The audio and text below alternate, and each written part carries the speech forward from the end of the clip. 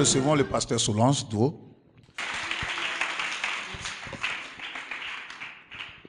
Alléluia. Alléluia. Tu es béni au nom de Jésus. Est-ce que tu peux encore ovationner Jésus-Christ de Nazareth?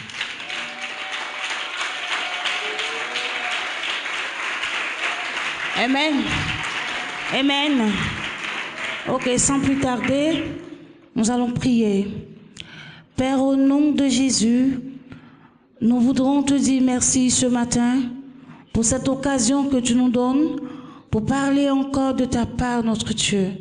Je prie que je diminue et que toi tu croisses afin que, Père, ton peuple soit enseigné sur ce que c'est les fondements afin, Seigneur, de pouvoir les renverser. Que ton nom soit béni au nom de Jésus. Amen. Amen. Est-ce qu'il y a des vivants dans la salle?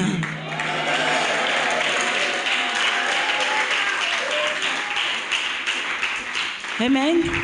Alors, je voudrais saluer la présence de toutes les autorités pastorales en vos grands grades et qualités. Je vous salue. Je salue aussi toute l'équipe apostolique et prophétique qui accompagne le prophète, le bishop Uche Praise dans toutes ses missions. Alléluia. Alors, nous parlons de fondements. Qu'est-ce que c'est les fondements?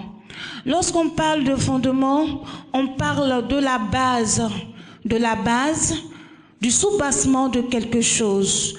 Mais ici, nous parlerons du sens figuré du mot fondement.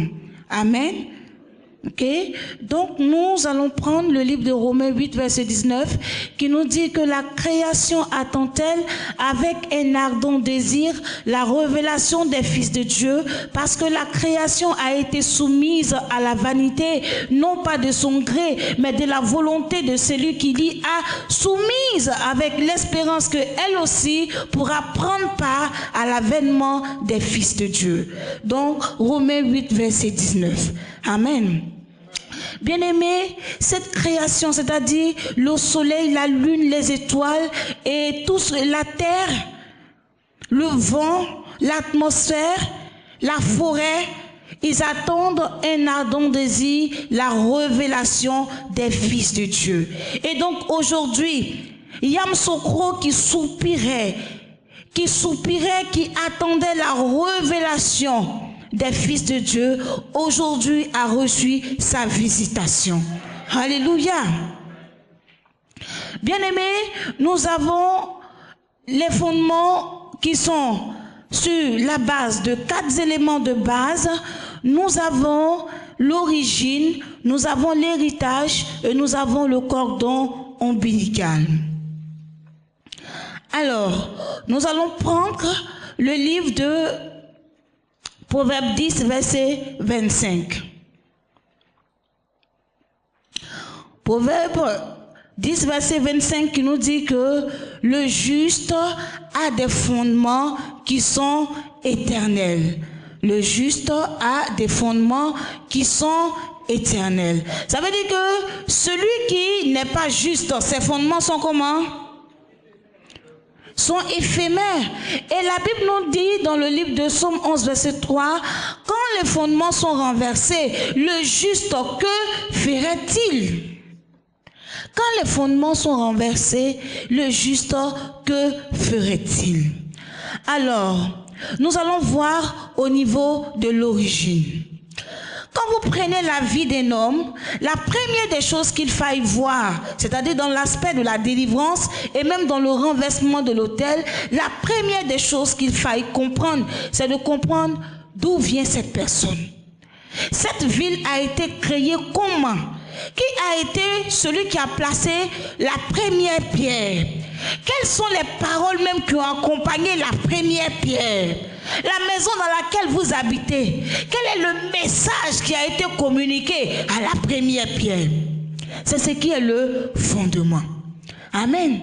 Et donc, en ce qui concerne la vie d'un homme, il s'agit du lieu de provenance d'une personne.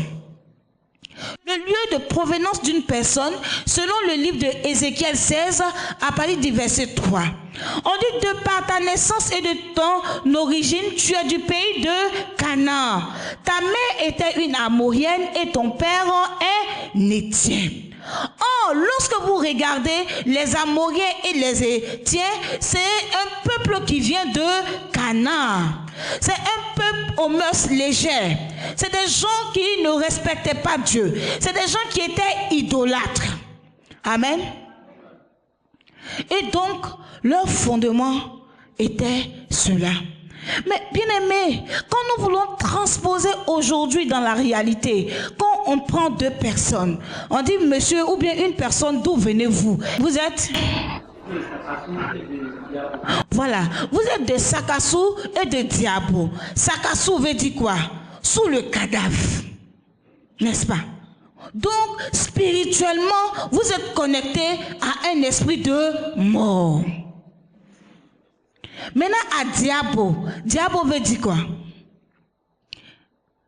Comme on dit en bon baoulé, Diabo. Dia, c'est quoi? C'est un génie.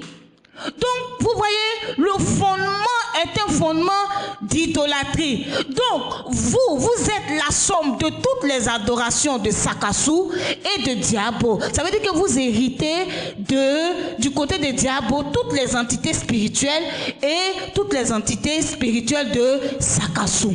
Et vous êtes accompagné par l'esprit de mort. Amen. Donc tous les autels qui seront au niveau de Sakassou et au niveau de Diabo parleront contre vous. C'est pour cela qu'il faut pouvoir, dans la délivrance, il faut pouvoir déterminer d'où vous venez. Amen. Ensuite, nous allons avoir l'héritage. Normalement, l'héritage, on a l'héritage à quel moment? C'est après un décès qu'on a l'héritage. Bien aimé, il y a eu des personnes qui sont décédées dans votre famille. Amen. Et donc, votre arrière grand-père a fait quoi? A légué. Donc, au fur et à mesure, vous héritez de quoi? De beaucoup d'entités. Vous héritez d'un héritage culturel. Lorsqu'on parle de héritage culturel, on parle de quoi? On parle de culte.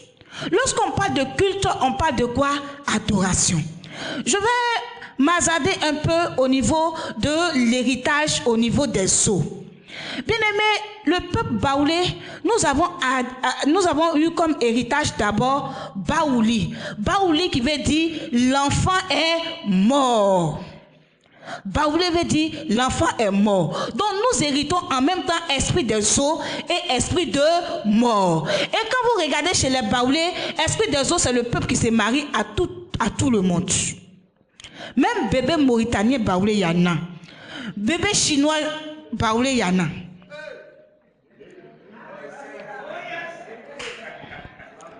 Amen.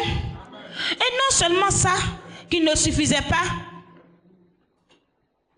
au niveau de l'esprit de mort, bien aimé, tu fais des choses dans ton entreprise, tu ne peux pas aller devant.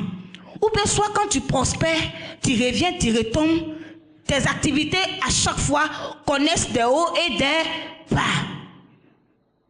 Amen. L'esprit des eaux. Et encore, lorsqu'on va creuser encore au niveau de l'esprit des eaux travaille en collaboration avec l'esprit de mort et la sorcellerie. Mes amis, est-ce que vous pouvez imaginer où vous prenez l'esprit de sorcellerie? La plupart du temps, on n'en parle pas, mais l'esprit de sorcellerie se joue au niveau de ce qu'on appelle les initiés pendant les funérailles. C'est-à-dire que la distribution de telle pagne, on dit, bon voilà, telle pagne, prends ça, va donner à telle personne. C'est une transaction spirituelle qui est en train de passer sous vos yeux. Alléluia.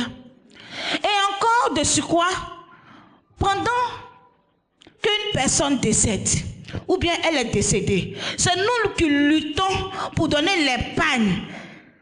Tiens, pagne, ça là va donner ça à celui qui est décédé il y a longtemps. C'est-à-dire, il faut que moi, le pain que j'ai là, il faut que ça touche le corps du cadavre. Amen. Et à l'intérieur de ça, on a enterré nos richesses.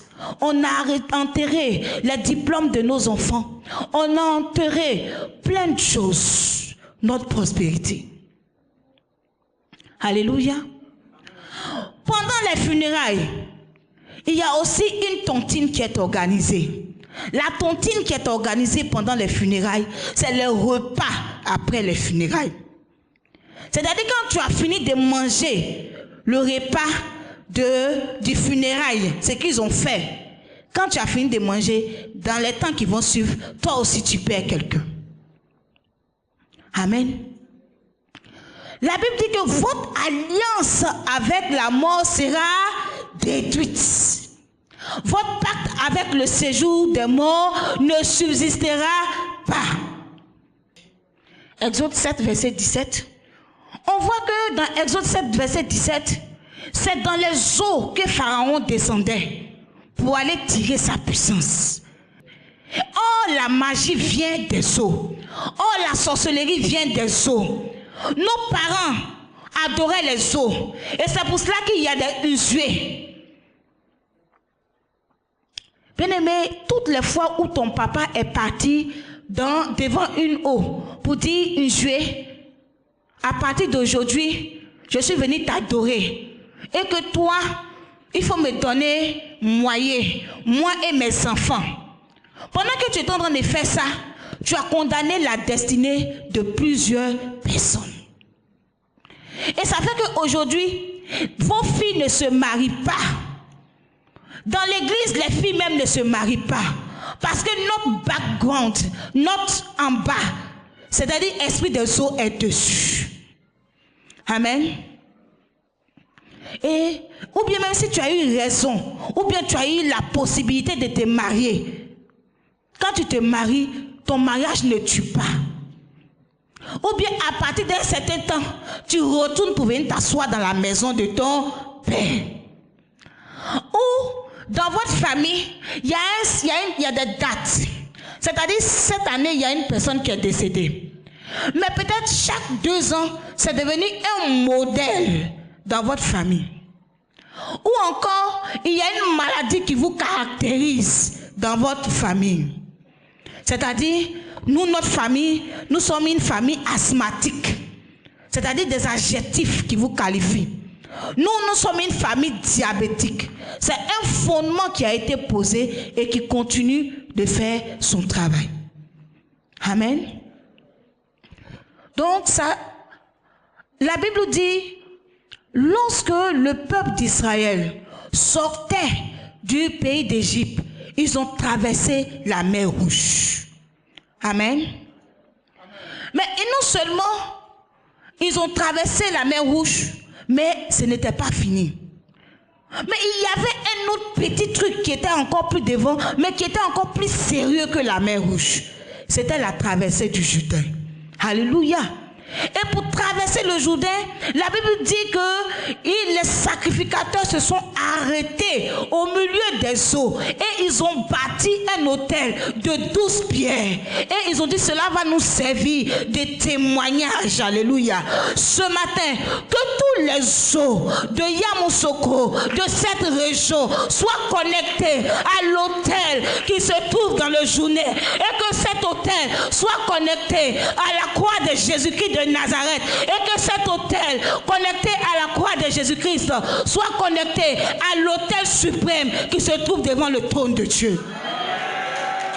Que les fondements des eaux de Yamoussoukro soient ébranlés dans le nom de Jésus. Pendant que je suis en train de parler, que tout ce qui a été pris de vos vies, de vos mariages, qui a été enseveli dans les eaux, qui étaient en captivité, je vois des diplômes qui sont en train de sortir des eaux. Je vois des bagues qui sortent des eaux. Je vois la libération totale. Oh, alléluia. Le Seigneur est grand. Le Seigneur est puissant, alléluia. Et pendant que je suis en train de parler, Je vois ce que Dieu est en train de faire. Amen. Et la Bible dit que ce même Jourdain, qui était un fleuve tumultueux, qui était compliqué, ça ce fleuve-là, pour que Élie puisse monter au ciel, il a fallu qu'il puisse traverser les eaux. Mais pendant qu'il a pris son manteau, il a roulé, il a frappé les eaux se sont ouvertes. La Bible dit que Élisée a pris le manteau, il a roulé, il a frappé les eaux. Le Seigneur dit dans le livre de Josué 5 à Josué, il lui dit: aujourd'hui, je roulais l'opprobre qui était sur vous, mon peuple. Aujourd'hui, le Seigneur roule l'opprobre qui était sur le peuple de Yamoussoukro, sur les baoulés de Yamoussoukro, sur les nanafouets et sur tous ceux qui sont ici. Au nom de... J'ai dit et tous les peuples. Donc, tu vois, non, comme j'ai oublié à quoi, donc je les ai mis dans tous les autres. Alléluia. Parce que le premier qui est venu, c'est les nanafouets d'abord. Alléluia. Maintenant, comme ils sont à côté, c'est tout le peuple. Le Seigneur roule du dessus de toi. Pendant que tu es assis ici, dans cette salle, quel que soit ton lieu de provenance, quelle que soit ton ethnie, de la même manière que le Seigneur est en train de rouler l'opprobre, la honte, l'humiliation, Yamoussoukro, l'humiliation, la disette. Comment de toi est sorti un chef? Mais aujourd'hui, on ne parle plus de toi. Tes enfants sont en train de courir après un canari. Et on dit le canari est cassé. Je rétablis ce canari au nom de... La Bible dit que leurs prophètes, ils ont le pouvoir d'ouvrir le ciel et de le fermer quand ils le veulent. Alléluia. Le fondement sur la poussière. Josué 24, verset 27.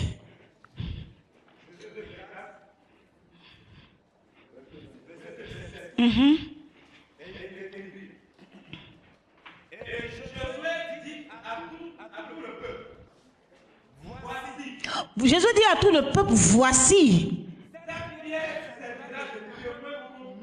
Cette pierre va servir de témoin contre qui? Ou bien cette pierre va servir de témoin avec vous. C'est quoi? Lorsqu'on parle de contre, ça veut dire quoi?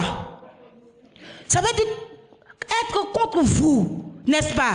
Ça veut dire qu'il fera des choses, si vous ne faites pas bien, elle travaillera contre vous. La pierre la parlera contre vous. Ça veut dire le cossuet de ton papa, de ton grand-père qui était dans sa maison, essaie de témoignage contre qui?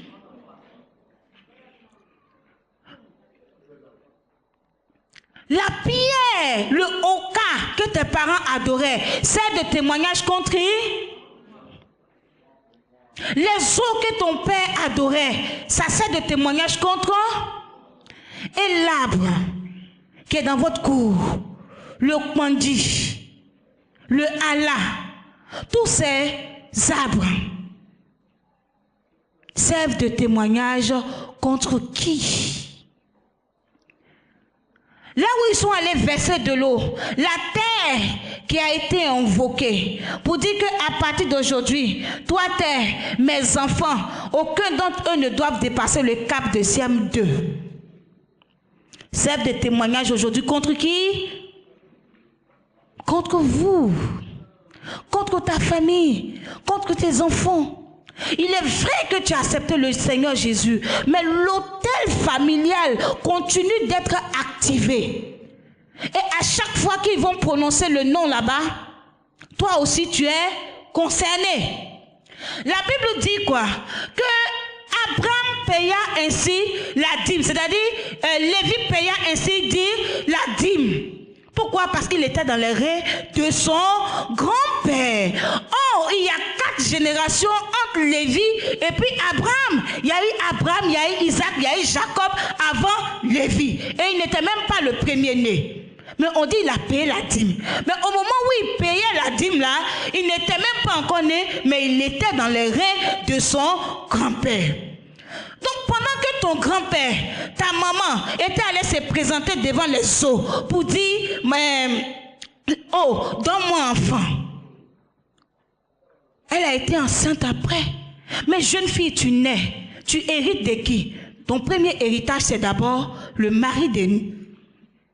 Parce que tu deviens l'épouse de l'eau. On était à l'Est Afrique, pendant qu'on était en train de faire la délivrance, c'est une femme, elle s'appelle Bandama. Et pendant qu'on est en train de faire la délivrance, l'esprit dit, je ne peux pas la laisser.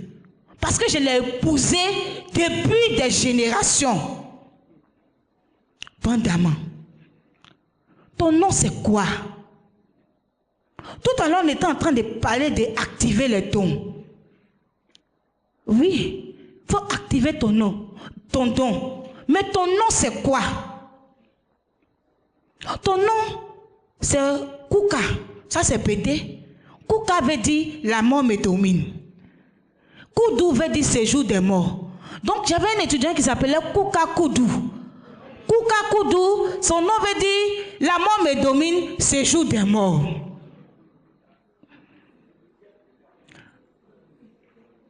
Tu t'appelles Lokosué. Je suis le pasteur Lokosué. Le pasteur Lokosué ou bien le pasteur Kedjepo. Mais c'est un hôtel vivant. Tu es un hôtel vivant. Parce que tu ne peux pas porter le nom, je suis la mission Shadrach. Est-ce que vous comprenez un peu? Ayons un peu la révélation. Lorsque Daniel et ses camarades Michael sont arrivés à Babylone, il fallait qu'on puisse changer leur nom pour pouvoir les contrôler. C'est pour ça qu'on leur a donné le nom des dieux du pays. Maintenant, aujourd'hui, toi qui es en Jésus, tu viens et puis tu dois prendre l'identité des Babyloniens, des dieux étrangers. La Bible dit qu'il y avait une femme dans la Bible, dans le livre de Marc 7. La femme, la Bible dit qu'elle était grecque, mais elle était, on dit, syro-phénicienne. Mais voilà l'origine de cette dame.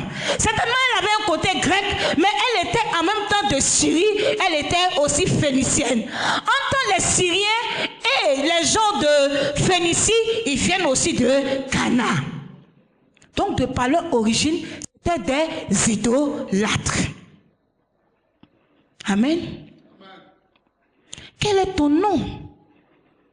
Quel est ton nom?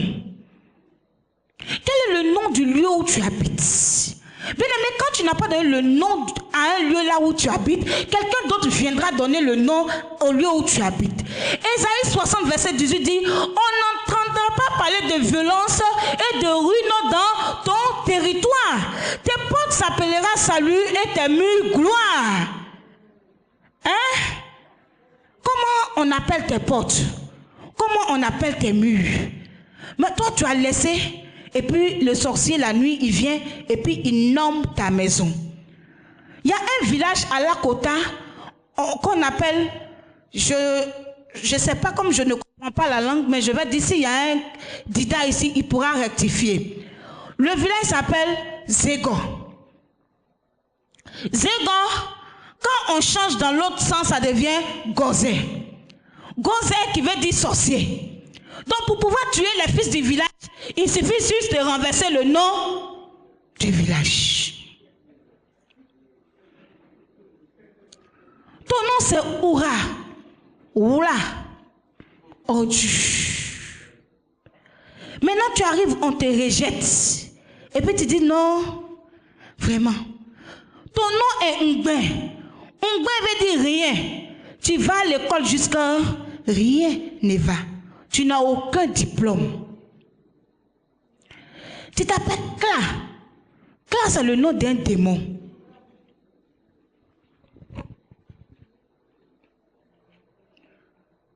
Il y a un nom aussi qu'on appelle Konsa. Ça veut dire quoi? Hein? Tu vas voir à Konsa. C'est ça, non? tu vas voir. Tu vas voir quoi? Et ce n'est pas fini. Tous les jours, nous proclamons des paroles sur nos enfants. Asuyakpa, Bekpoti. Bekpoti, ça veut dire quoi? Maintenant, quand vos enfants ont des accidents, vous dites non, on ne sait pas. D'où vient? Mais c'est des malédictions chaque jour que vous prononcez sur vos enfants. Hier, le prophète a dit ici, quand toi-même tu t'auto-maudis. Amen. En Bété, il y avait on dit que le kabamou, c'était quoi? Ça veut dire quoi?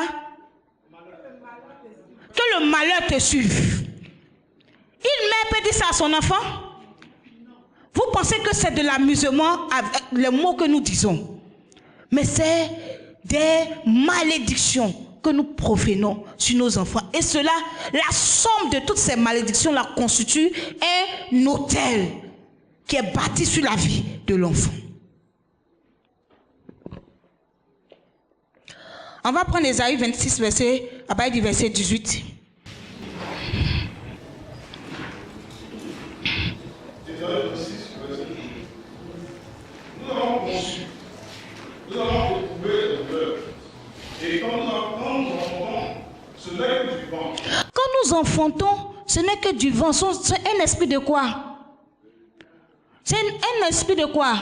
Quand nous enfantons, c'est-à-dire que tu es gravement enceinte de cette manière. Mais tu vas pousser. Tout le travail que tu fais, tu pousses. Et au moment où tu dois accoucher, on dit quoi? C'est quoi? C'est où? Ce n'est que du... Et on continue? Le pays n'est pas sauvé. Oh, lorsqu'on parle d'un pays qui n'est pas sauvé, il y a quoi? Quand le pays n'est pas sauvé, qu'est-ce qu'il y a dans le pays? Il y a la souffrance. Il y a le malheur. Ça veut dire que les femmes sont dans la souffrance. Les enfants sont dans la souffrance. Il y a la maladie. Il y a la famine. Il y a la disette. Il y a l'insécurité, la servitude. Le pays n'est pas sauvé.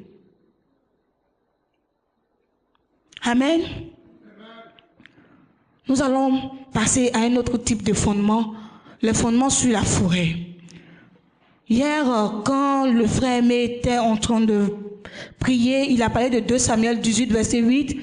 Il dit, l'épée a plus dévoré, la forêt a dévoré plus de gens que l'épée n'en a dévoré. Amen. Ça veut dire que si l'épée dévore, la forêt dévore, ça veut dire que la forêt a des dents. Monstruosité.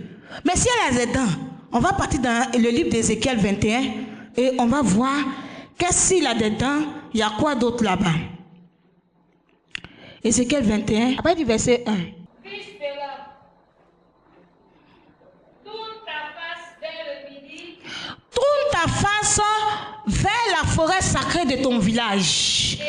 Ça veut dire que quand tu es chrétien, ce n'est pas, le Seigneur ne t'empêche pas de tourner ta face contre la forêt de ton village. Et puis il dit quoi? Parle contre le midi. Et il faut parler contre. Donc c'est la base des actions prophétiques. Prophétise contre la forêt des champs du midi. Prophétise contre la forêt des champs du midi. Tu diras à la forêt du midi. Tu diras à la forêt de ton village. Écoute la parole de l'Éternel. Ça veut dire qu'elle a des oreilles. Ainsi parle le Seigneur l'Éternel. Ainsi parle le Seigneur l'Éternel. Je vais allumer un feu au-dedans de Je vais allumer un feu au-dedans de toi. toi. Et il dévorera tout arbre vert et tout arbre sec. Uh-huh. La flamme ardente ne s'éteindra point. Et tout visage en sera brûlé. Donc s'il y avait dents, il a quoi maintenant? Il a un visage. Alléluia. Père Céleste, dans le nom de Jésus, que dans toute forêt de Yamsoko, pendant que je me tiens sur cette terre, en ma qualité de fils de prophète, je prophétise contre toutes les forêts de Yamoussoukro et des villages environnants et je déclare que le feu, pendant que je bats des mains, que le feu devant les cèdres, que le feu devant toute table sec, devant toute table, oui, vert, et que les visages, tous les visages tapis dans la forêt qui travaillent contre la destinée des enfants de Dieu, que ces visages soient détruits, que ces visages soient anéantis, consumés par le feu, par le feu, par le feu, par le feu, par le feu, au nom de Jésus. Alléluia. Père Céleste, à partir de maintenant, que le feu de l'Éternel soit positionné dans toutes les forêts de mon village, de tout environnement, et que le feu de Dieu reponde pour moi, chaque fois qu'un visage voudra dire mon nom dans la confrérie, que le feu de l'Éternel reponde au nom de... Amen. Nous avons aussi le sang. Bien-aimé, lorsque le sang de quelqu'un est versé dans un carrefour, cet endroit devient un autel. Ça devient un lieu de transaction spirituelle. Parce que le sang appelle quoi? Le sang. Et donc, il faut pouvoir taire ce sang. Amen. Normalement, c'est le sable qu'on prend. Et puis, bon, ça, il faut être vraiment formé en action prophétique pour le faire. Amen. Donc, pour ça, pour connaître les techniques, il faut pouvoir t'inscrire à l'école des prophètes. Amen. Pour mieux être outillé, pour mieux être préparé, pour aller sur le terrain. Amen. Parce que faut pas te lever dans des conditions, sans préparation, sans message, et puis aller faire certaines choses. Amen. Parce que c'est pas partout où on va. Il y a des hôtels de sang qui sont bâtis dans la nation, dans votre ville. Il y a des gens qui ont bâti un hôtel de sang. Et ces hôtels-là réclament du sang. Et à chaque fois que l'hôtel réclame du sang, c'est des accidents ou bien c'est des morts. Amen. Dans le village, les gens se basent, c'est-à-dire, il y a des secrets concernant les chefs qui sont établis. La plupart du temps, tous ceux qui sont chefs ou bien qui étaient des rois, pour pouvoir laver ou pour pouvoir affermir le trône, c'était le sang humain qui était utilisé pour adorer ces trônes. Et donc le sang innocent crie contre les bourreaux et leurs familles. C'est pour cela que la Bible pouvait dire que dans le livre de Genèse 4, que le sang de ton frère crie de la terre jusqu'à moi. Alléluia. Le sang de ton frère crie de la terre jusqu'à moi. Le sang des victimes innocentes crie de la terre jusqu'à Dieu. Alléluia. Aujourd'hui, il y a beaucoup d'hommes de Dieu qui ne croient pas à la sorcellerie. Parce qu'ils croient que non, c'est un jeu. Mais moi, je connais, je vois. Tu vois, non? C'est-à-dire que moi-même, j'ai attrapé un sorcier comme ça. C'est-à-dire, il est venu pour m'attaquer. Et puis, j'ai attrapé. Le sorcier est venu sous forme d'un grand oiseau de cette taille. Il était venu pour en découdre avec moi. Et avant qu'il ne s'approche de moi, il avait 2 petites lampes qui sortaient de ses yeux. Et la voix me réveille, l'Esprit de Dieu me dit, lève-toi et puis prie. Mais vous voyez souvent quand on te dit, lève-toi, prie, tu ne te lèves pas immédiatement. Or, l'ennemi était vraiment tout près. Et à ce moment précis, quand j'ai vu des pattes, c'est-à-dire avec, comme vous voyez le poulet, non? Comment on dit? Ses doigts de pied, non? C'était vraiment bien long comme ça et puis bien lacéré. Vraiment, je pensais que c'était un poulet qui était perdu, qui était de la cuisine, qui s'est détaché pour venir au salon. Puis j'ai avancé ma main, puis j'ai ramassé les deux pattes de l'animal étrange. Et j'ai commencé à peser pour voir. Et j'ai entendu la chose a disparu de mes mains. Mais le retour, c'était une grosse gifle. Et c'est là que j'ai commencé à dire, au nom de Jésus. Amen. C'est là que je me suis rendu compte de la réalité. Pour dire que c'est des choses qui sont réelles. Et la Bible en parle. On va prendre le livre de Michée 3. Et quelqu'un d'autre va prêter Michée 2. Michée 3, 1.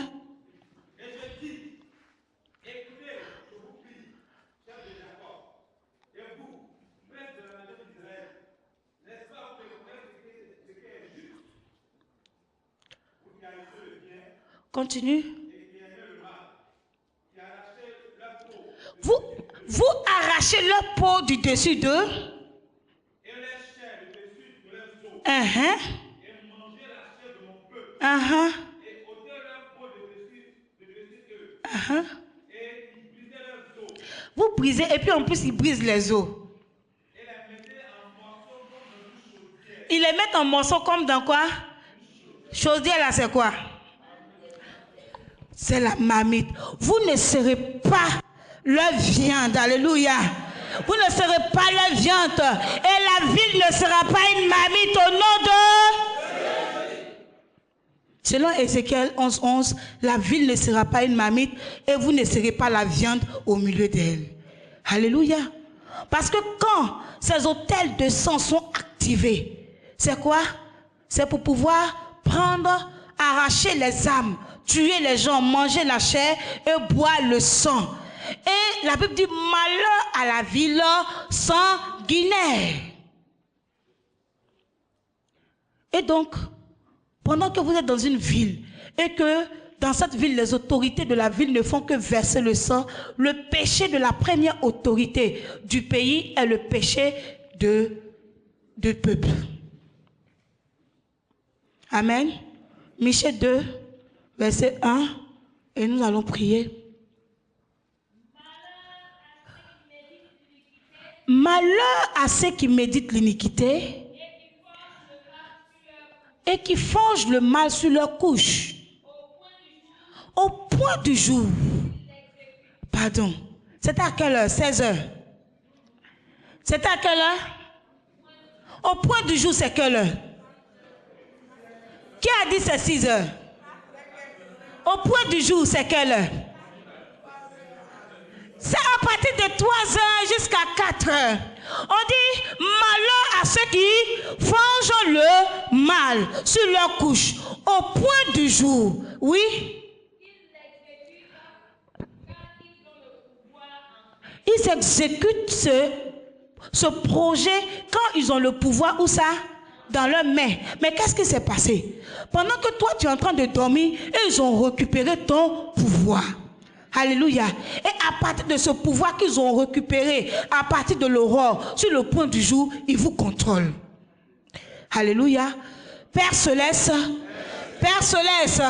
dans le nom de Jésus, que toute puissance établie dans l'ombre, établie dans les eaux, dans la région de Yamsoko, dans ma région, qui a pour but de m'exterminer, dans le nom de Jésus, qu'il soit brisé,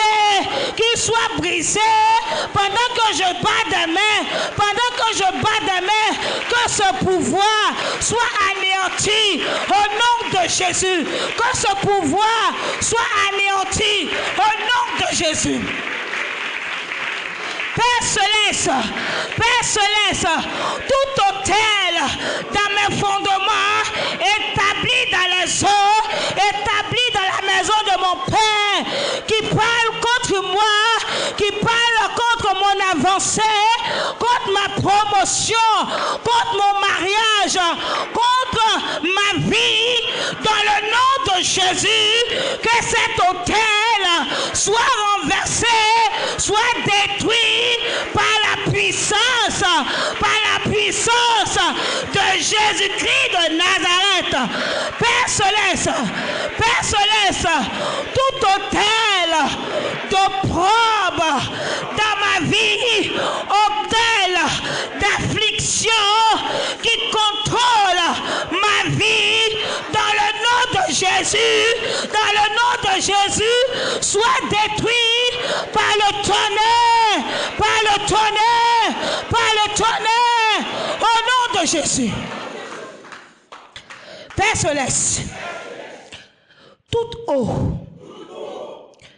qui parle encore contre ma vie, contre la vie de mon époux, contre mes enfants, contre mon avenir, dans le nom de Jésus, que ces eaux soient frappées par le sang.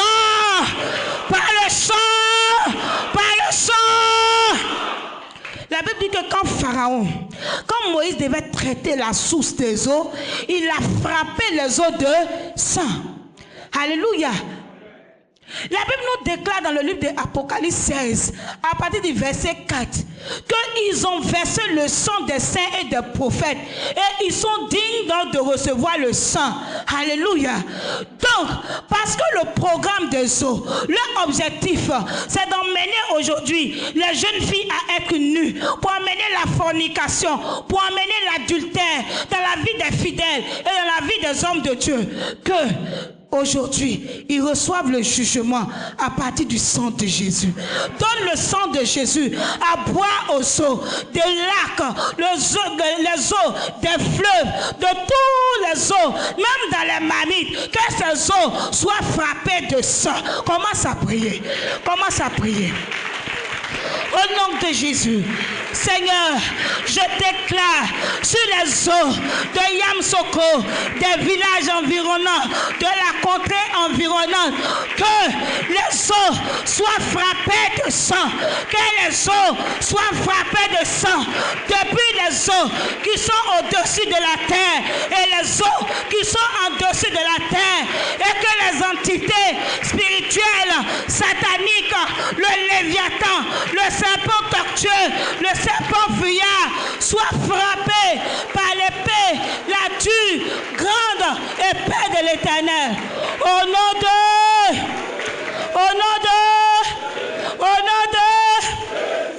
Amen. Nous allons traiter avec le Léviathan et le serpent fuyard. Alléluia. Parce que le Léviathan est l'esprit suprême des mers. Maintenant, le serpent tortueux est l'esprit suprême des fleuves. Quand vous partez, vous anéantissez le pouvoir d'une rivière. Mais il y a quelqu'un d'autre qui lui vient en renfort. Amen. C'est comme si tu n'as rien fait. Donc, pour pouvoir le paralyser, il faut paralyser celui d'en haut. Comme ça, il n'a plus de soutien lui-même, il n'aura plus de force.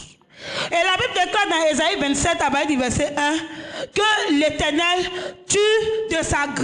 va frapper de sa grande faute et dure épée. C'est une âme.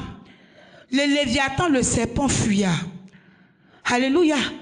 Pendant que tu vas lever tes mains comme une épée devant les cieux, tu vas activer l'épée de l'Éternel contre tous ceux, le Léviathan, le serpent fuyard, et contre toutes les entités qui vont s'en prendre à ta vie au nom de Jésus.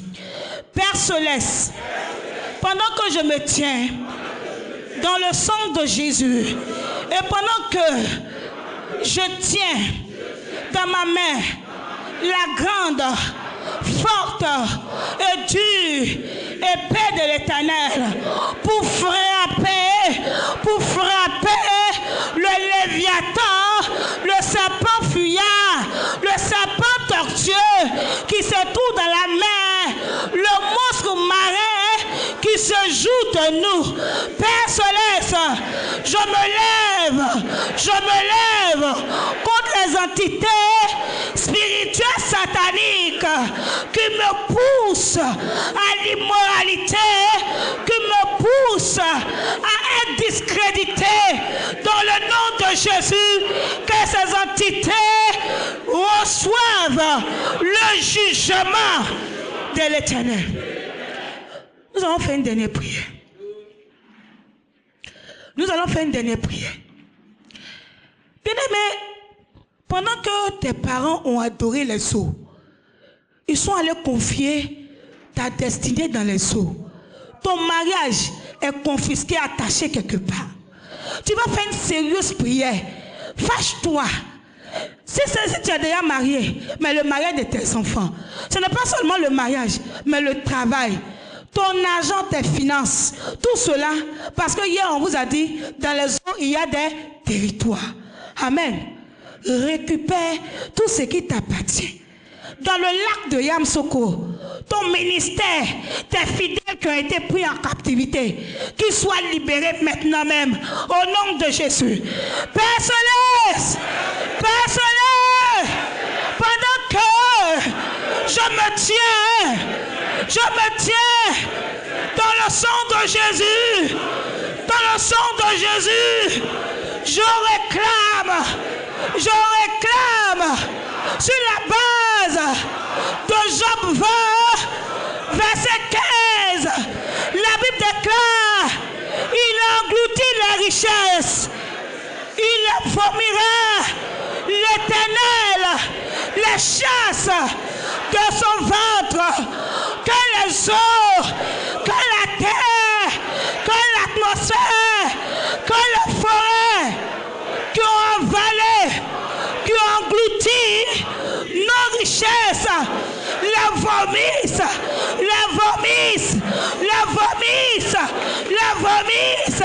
pendant que je bats des mains, que mes richesses,